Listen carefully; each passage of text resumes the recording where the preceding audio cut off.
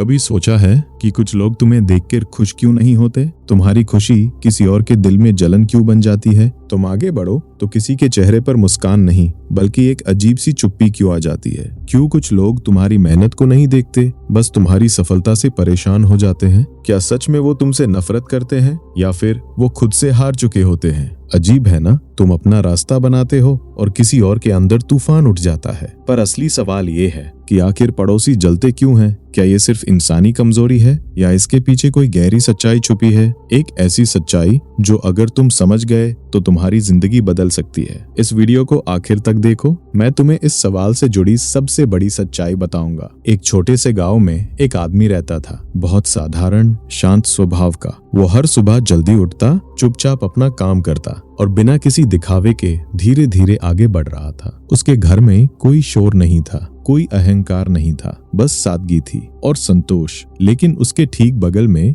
एक पड़ोसी रहता था जो हर दिन उसे देखता और भीतर ही भीतर कुछ महसूस करता। शुरुआत में वो बस उसे नोटिस करता था, फिर धीरे धीरे उसकी नजर बदलने लगी। वो सोचने लगा, ये इतना शांत क्यों है? इसके पास ऐसा क्या है जो मेरे पास नहीं? दिन बीतते गए और उसके मन में एक छोटी सी चिंगारी जली जिसे वो खुद भी समझ नहीं पाया। वो चिंगारी धीरे धीरे जलन में बदलने लगी। अब वो हर चीज में तुलना करने लगा, अपने घर को उसके घर से, अपने जीवन को उसके जीवन से, और हर बार वो खुद को छोटा महसूस करता। लेकिन सच ये था कि समस्या उस आदमी में नहीं थी, समस्या उसके अपने मन में जम ले रही थी। और यही जलन की पहली जड़ होती है। जहाँ तुलना शुरू होती है वहीं से दुख भी जन्म लेता है। पर ये कहानी यहीं खत्म नहीं होती, क्योंकि जो आगे हुआ वो और भी गहरा था। एक दिन गांव में एक संत आए। लोग दूर दूर से उनसे मिलने आने लगे। वही पड़ोसी भी अपने मन की बेचैनी लेकर उनके पास पहुंचा। उसने पूछा, मुझे समझ नहीं आता, मैं खुश क्यों नहीं रह पाता? जब भी मैं उसे देखता हूँ मेरे अंदर कुछ जलने लगता है। संत ने शांत नजरों से उसे देखा और धीरे से बोले, क्या तुम सच में उससे जलते हैं या फिर उसकी शांति से परेशान हो? वो आदमी चौंक गया, उसने कभी इस तरह सोचा ही नहीं था। संत ने आगे कहा, तुम्हें उसकी सफलता नहीं चुभती, तुम्हें उसकी संतुष्टि चुभती है, क्योंकि तुम्हारे पास सब कुछ होते हुए भी तुम अंदर से खाली हो। ये सुनकर उसके भीतर कुछ टूट सा गया। उसे पहली बार महसूस हुआ कि उसकी लड़ाई किसी और से नहीं, खुद से है। लेकिन मन इतनी आसानी से मानता नहीं। वो फिर बोला, तो क्या मैं गलत हूँ? संत मुस्कुराए और बोले, गलत नहीं, बस अज्ञान में हो। और यहीं से उसके जीवन का असली मोड़ शुरू हुआ, क्योंकि अब उसे अपने ही मन का सामना करना था। उस रात वो आदमी सो नहीं पाया। संत के शब्द बार बार उसके मन में गूंज रहे थे, तुम्हें उसकी सफलता नहीं, उसकी संतुष्टि चुभती है। वो छत को देखता रहा और पहली बार खुद से सवाल करने लगा, क्या सच में मैं खुश नहीं हूँ? उसने अपने घर को देखा, सामान से भरा हुआ था पर दिल खाली लग रहा था। उसे याद आया कितनी बार उसने दूसरों को देखकर अपनी खुशी को छोटा कर दिया था, कितनी बार उसने अपनी जिंदगी को किसी और की नजर से तौला था और हर बार वो हार गया था। धीरे धीरे उसे समझ आने लगा कि जलन बाहर नहीं, अंदर पैदा होती है। ये तब जन्म लेती है जब इंसान खुद को स्वीकार नहीं कर पाता, जब वो खुद की कीमत भूल जाता है और दूसरों की चमक में अपनी रोशनी खो देता है। उसकी आंखों में हल्की नमी आ गई, क्योंकि सच्चाई हमेशा थोड़ी छुपती है पर उसी चुभन में जागृति छुपी होती है। लेकिन ये समझना आसान था, मान लेना नहीं, क्योंकि मन अब भी लड़ रहा था और अगली सुबह उसके अंदर की ये लड़ाई और तेज होने वाली थी। अगली सुबह सूरज वही था, गांव वही था, पर उसके भीतर कुछ बदलने लगा था। वो धीरे धीरे उठा और पहली बार अपने पड़ोसी को ध्यान से देखने लगा। वही सादगी, वही शांति, पर आज उसे उसमें कुछ अलग दिखा। कोई दिखावा नहीं, कोई जल्दी नहीं, जैसे वो आदमी किसी दौड़ में ही नहीं था। और यही बात उसे अंदर तक हिला गई।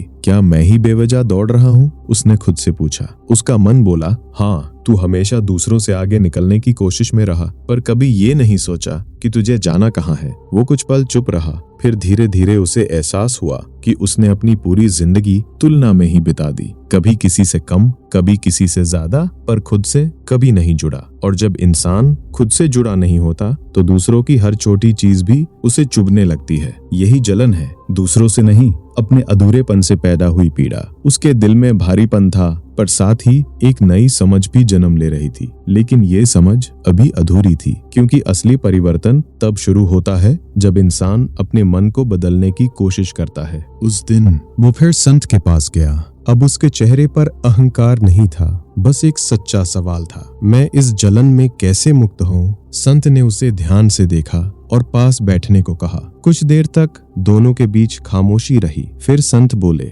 जलन को खत्म मत करो, उसे समझो। वो हैरान हो गया। समझो? संत मुस्कुराए। हाँ, क्योंकि हर भावना तुम्हें कुछ सिखाने आती है। जलन तुम्हें ये बताती है कि तुम खुद को भूल गए हो। तुमने अपनी खुशी की चाबी दूसरों के हाथ में दे दी है। वो चुपचाप सुनता रहा। संत ने आगे कहा, जब तुम किसी को देखकर जलते हो तो असल में तुम ये कह रहे होते हो कि मुझे भी वैसा बनना है, पर मैं खुद को बदलना नहीं चाहता। ये शब्द उसके दिल में उतर गए। उसे महसूस हुआ कि वो हमेशा चाहता तो बहुत कुछ था, पर करने से डरता था, और जब कोई दूसरा कर लेता तो उसके अंदर जलन पैदा हो जाती। संत ने धीरे से कहा, जलन कोई दुश्मन नहीं है, ये तुम्हारे अंदर छुपी सच्चाई का आईना है। अगर तुम इसे समझ लो तो यही तुम्हें बदल सकती है। उसकी आंखों में अब डर कम था और समझ ज्यादा, पर असली परीक्षा अभी बाकी थी, क्योंकि समझ लेना और उस पर चलना दोनों अलग बातें हैं। उस दिन के बाद उसने खुद को बदलने का निर्णय लिया, पर जैसे ही उसने कोशिश शुरू की, मन ने विरोध करना शुरू कर दिया।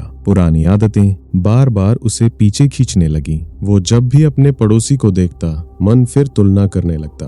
देख, वो तुझसे बेहतर है, तू अभी भी पीछे है। ये आवाज धीरे धीरे तेज होने लगी और वो फिर से बेचैन होने लगा। उसे लगा शायद वो कभी नहीं बदल पाएगा, शायद जलन उसका हिस्सा बन चुकी है। वो फिर संत के पास गया, थोड़ा निराश, थोड़ा थका हुआ। मैं कोशिश करता हूँ पर मन मानता ही नहीं। संत ने शांत स्वर में कहा, मन को हराने की कोशिश मत करो, उसे समझने की कोशिश करो। वो ध्यान से सुनने लगा। संत बोले, मन एक बच्चे की तरह है, जितना तुम उसे दबाओगे वो उतना ही जिद करेगा, पर अगर तुम उसे देखोगे बिना जज किए तो वो धीरे धीरे शांत हो जाएगा। फिर संत ने एक श्लोक कहा, उद्धरेद आत्मना आत्मानम नात्मानम वसादयेत। श्रीमद् भगवत गीता।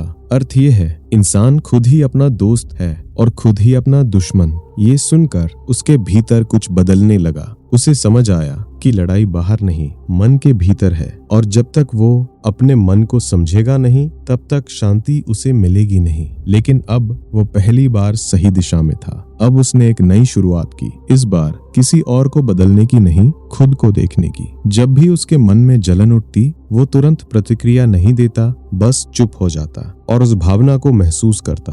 पहले पहले ये बहुत कठिन था। मन बार बार कहता, कुछ तो बोल, कुछ तो कर, पर वो रुकता रहा। धीरे धीरे उसने उस जलन के पीछे छुपे डर को देखना शुरू किया। एक डर कि कहीं मैं पीछे न रह जाऊं, एक डर कि कहीं मैं कम न पड़ जाऊं, और एक गहरी कमी जो उसे हमेशा अधूरा महसूस कराती थी। उसे समझ आने लगा कि जलन असल में डर का ही दूसरा रूप है। जब इंसान खुद को स्वीकार नहीं करता तो हर सफल इंसान उसे अपनी असफलता जैसा लगता है। वो अब अपने पड़ोसी को देखता, पर पहले जैसी चुभन नहीं होती। बस एक सवाल उठता, मैं खुद को क्यों नहीं समझ पाया अब तक। उसकी आंखों में अब क्रोध नहीं था, बस खोज थी, खुद को जानने की, खुद को बदलने की। और यही वो क्षण था जब जलन धीरे धीरे समझ में बदलने लगी। पर अभी भी एक आखिरी परत बाकी थी, सबसे गहरी परत, जहां असली सच्चाई छुपी थी। कुछ दिनों बाद वो फिर संत के पास गया। इस बार उसके चेहरे पर शांति थी, पर भीतर एक गहरा सवाल अब भी बाकी था। मैं समझ तो रहा हूँ,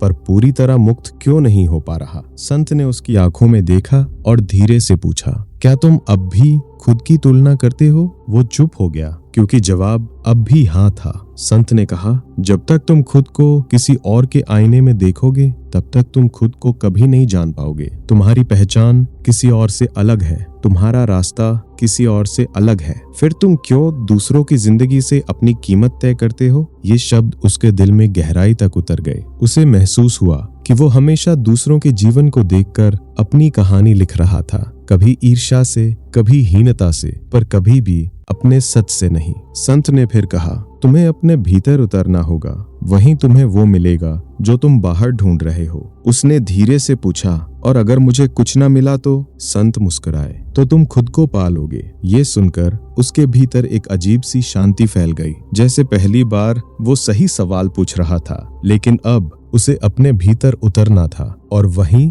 उसका सबसे बड़ा सामना होने वाला था। उस रात वो अकेला बैठा था, कोई शोर नहीं, कोई डिस्ट्रैक्शन नहीं, बस वो और उसका मन। पहली बार उसने भागना बंद किया और खुद के भीतर उतरना शुरू किया। विचार आते रहे, जाते रहे, कभी यादें, कभी पछतावा, कभी तुलना, पर इस बार वो उनमें उलझा नहीं, बस देखता रहा। धीरे धीरे विचार कम होने लगे और एक गहरी खामोशी उसके भीतर फैलने लगी। उसी खामोशी में उसे कुछ दिखा, एक सच कि वो हमेशा किसी और जैसा बनने की कोशिश कर रहा था, कभी अमीर, कभी सफल, कभी बेहतर, पर कभी खुद जैसा नहीं। उसे एहसास हुआ कि उसकी सारी जलन इस एक झूठ से पैदा हुई थी कि मैं जैसा हूँ वैसा ठीक नहीं हूँ, और यही विचार उसे सालों से जला रहा था। उसकी आंखों से आंसू बहने लगे, पर इस बार ये दर्द के नहीं थे, ये समझ के आंसू थे, क्योंकि उसने पहली बार अपने असली जख्म को देखा था। लेकिन अभी सबसे बड़ी सच्चाई सामने आना बाकी थी, वो सच्चाई जो उसकी पूरी जिंदगी का नजरिया बदल देने वाली थी। अगली सुबह वो फिर संत के पास गया। इस बार उसके चेहरे पर एक अलग सी शांति थी, जैसे कुछ भारी अब हल्का हो चुका था। वो धीरे से बोला, मैंने कल रात खुद को देखा और मुझे समझ आया कि मेरी सारी जलन मेरे अपने ही विचारों से पैदा कर हुई थी। संत मुस्कुराए, अब तुम करीब हो। वो ध्यान से सुनने लगा। संत बोले, जलन तब पैदा होती है जब तुम खुद को स्वीकार नहीं करते, जब तुम अपने अस्तित्व को दूसरों से छोटा समझते हो, और जब तुम भूल जाते हो कि तुम जैसे हो वैसे ही पूर्ण हो। वो चुप था, पर इस बार उसके अंदर विरोध नहीं था, सिर्फ स्वीकार था। संत ने आगे कहा, दूसरे लोग तुम्हें नहीं जलाते, तुम्हारी अपनी सोच तुम्हें जलाती है, और जब सोच बदल जाती है तो दुनिया भी बदल जाती है। ये सुनकर उसके भीतर एक गहरी शांति उतर गई, जैसे कोई पुराना बोझ अब उतर चुका हो। पर संत ने आखिरी बात कही, लेकिन अभी तुम्हें एक चीज और समझनी बाकी है। वो उत्सुक हो गया। क्या? संत ने धीरे से कहा,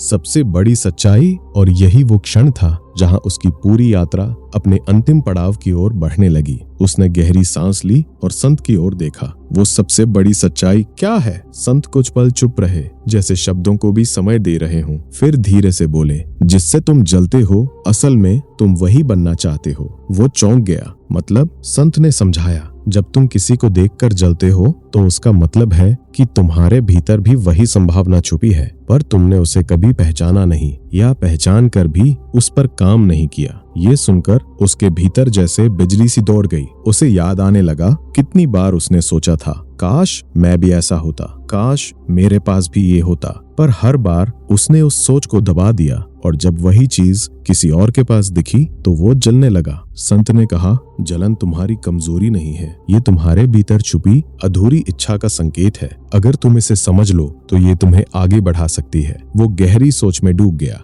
अब उसे समझ आने लगा था कि उसका दुश्मन कोई और नहीं, उसका अनदेखा सपना था। लेकिन अब सब कुछ साफ होने वाला था, क्योंकि अगला कदम उसकी पूरी जिंदगी बदल सकता था। अब उसने अपनी नजर बदल दी। वो जब भी अपने पड़ोसी को देखता, अब जलन नहीं होती, बल्कि एक नया भाव उठता। इसमें ऐसा क्या है जो मैं भी अपने भीतर जगा सकता हूँ? उसने पहली बार दूसरों को दुश्मन नहीं, एक संकेत की तरह देखना शुरू किया, एक आईना जो उसे उसकी ही अधूरी तस्वीर दिखा रहा था। वो अब तुलना नहीं करता था, बस सीखता था। धीरे धीरे उसने अपने छोटे छोटे कदम बढ़ाने शुरू किए, अपने काम में ध्यान, अपने जीवन में सादगी, अपने मन में शांति। और अजीब बात यह थी, जैसे जैसे वो खुद पर काम करता गया, वैसे वैसे दूसरों से जलन खत्म होती गई, क्योंकि अब उसका ध्यान बाहर नहीं अंदर था। उसे अब समझ आ गया था कि जब इंसान अपने रास्ते पर चलने लगता है तो उसे किसी और के रास्ते से कोई फर्क नहीं पड़ता।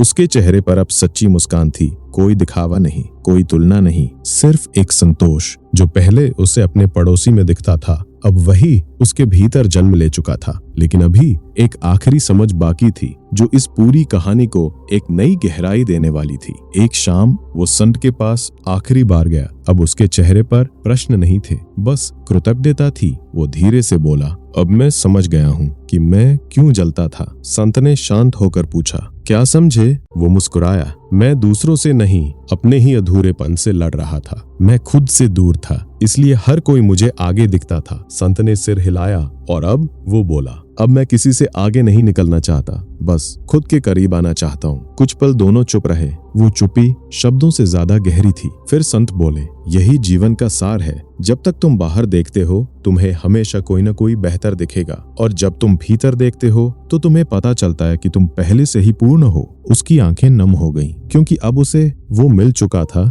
जिसे वो सालों से बाहर ढूंढ रहा था। पर संत ने अंत में कहा, अब सिर्फ एक बात बाकी है जिसे समझना बहुत जरूरी है। वो ध्यान से सुनने लगा, क्योंकि यही उस पूरी यात्रा की अंतिम सच्चाई थी। संत ने उसकी ओर देखा और बहुत धीरे से कहा, सबसे बड़ी सच्चाई ये है, पड़ोसी कभी नहीं जलते। वो चौंक गया। संत आगे बोले, जलन हमेशा तुम्हारे अपने मन में पैदा होती है। दूसरे लोग सिर्फ एक दर्पण है जो तुम्हें तुम्हारी ही अधूरी पहचान दिखाते हैं। वो शांत होकर सुनता रहा। अब हर शब्द सीधे उसके भीतर उतर रहा था। जब तुम खुद को नहीं जानते तो हर कोई तुम्हें चुनौती लगता है। जब तुम खुद को स्वीकार नहीं करते तो हर किसी की सफलता तुम्हें चुभती है, और जब तुम खुद से दूर होते हो तो दुनिया तुम्हें गलत लगती है। संत ने धीरे से कहा, पर जैसे ही तुम अपने भीतर लौट आते हो तुम्हें समझ आता है कि कोई तुम्हारा दुश्मन नहीं था, कोई तुम्हें पीछे नहीं छोड़ रहा था, तुम ही खुद से भाग रहे थे। उसकी आंखों से आंसू बहने लगे, पर इस बार ये आंसू दुख के नहीं थे, ये मुक्ति के थे, क्योंकि अब उसने सच्चाई देख ली थी कि जलन दूसरों की वजह से नहीं, खुद से दूरी की वजह से होती है। और जैसे ही इंसान खुद के करीब आ जाता है दुनिया बदल जाती है। नहीं, दुनिया वही रहती है, बस उसे देखने वाला बदल जाता है।